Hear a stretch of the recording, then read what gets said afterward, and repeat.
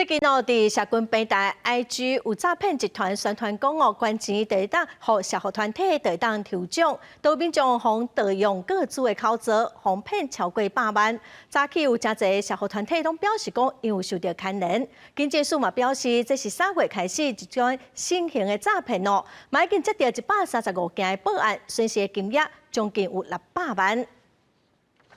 伫 IG 发起捐款社福团体188块，就当参加抽奖，是3月开始出现的新形态诈骗手法。台湾人力功能促进协会指出，顶个月开始出现350多笔188捐款，就连签名、连假，阁有46笔。其中一个捐款的人是有心负责人，互通知到奖金，所互要求提供银行的户头，颠倒互诈骗超过8万块。 他的账号遭到诈骗60万元，而且他还贷款了75万元。协会赶紧报警，避免有人去受害，但派出所回应无法度受理。银行方面是建议关掉户头，造成非常大的困扰。我们只有一个账号，我们不能够把这个账号关掉，再换一个，因为这要有个法定的流程，说不定还要1、2个月的时间。 警政署表示，这种诈骗是进前解读分期付款的变形，透过捐款社福团体，经会配合提供户头的被害人，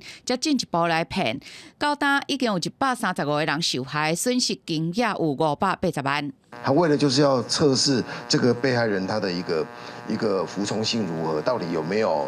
乖乖的，就是让